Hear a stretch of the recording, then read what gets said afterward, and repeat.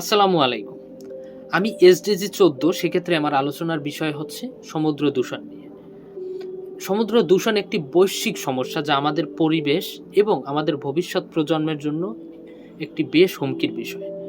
কিভাবে সমুদ্র দূষিত হচ্ছে, এর প্রভাব এবং এর থেকে আমরা কিভাবে রক্ষা পেতে পারি এ বিষয় নিয়ে আজকে আমার আলোচনা।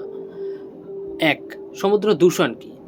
সামুদ্রিক দূষণ বলতে এমন এক দূষণকে বোঝায় যা সমুদ্রে প্রবেশ করে এবং সামুদ্রিক পরিবেশের জন্য ক্ষতিকর। এটি প্রাকৃতিক কারণেও হতে পারে এবং বেশিরভাগ ক্ষেত্রে মানুষের কার্যকলাপের কর্মের ফল। ২. সামুদ্রিক দূষণ এর কারণসমূহ। প্লাস্টিক দূষণ, প্লাস্টিক বর্জ্য ফেলে সামুদ্রিক জীবজন্তুর জন্য বেশ ক্ষতিকর। তেল দূষণ, জাহাজ ডুবে যাওয়ার কারণে সমুদ্রে তেল মিশে যায়, এতে সমুদ্রের পানি দূষিত হয়। নৌপরিবহনের থেকে কালো ধোঁয়া এবং বর্জ্য পদার্থ সমুদ্রের একটি অন্যতম দূষণের কারণ। সমুদ্র দূষণের প্রভাব, দূষিত সামুদ্রিক প্রাণীর মৃত্যুর কারণে একটি অন্যতম প্রভাব ফেলে। তাছাড়াও মানব স্বাস্থ্যের উপর প্রভাব, দূষিত পানি থেকে মাছ ধরার কারণে মানুষের শরীরে ক্ষতিকর পদার্থ প্রবেশ করে। জলবায়ু পরিবর্তন, সমুদ্রে দূষিত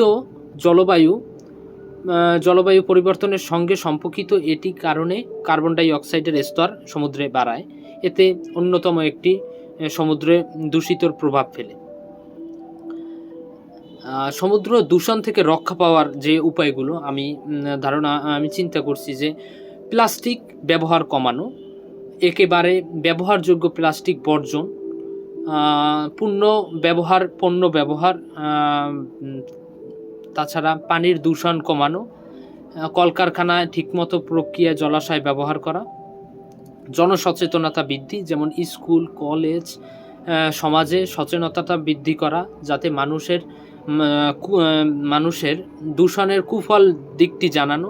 তাছাড়া সরকারি উদ্যোগে কড়া আইন প্রণয়ন করা, যা বাস্তবে দূষিত হওয়া থেকে রক্ষা করতে পারে। এভাবে আমরা সমুদ্রকে দূষিত হওয়া থেকে রক্ষা করতে পারি।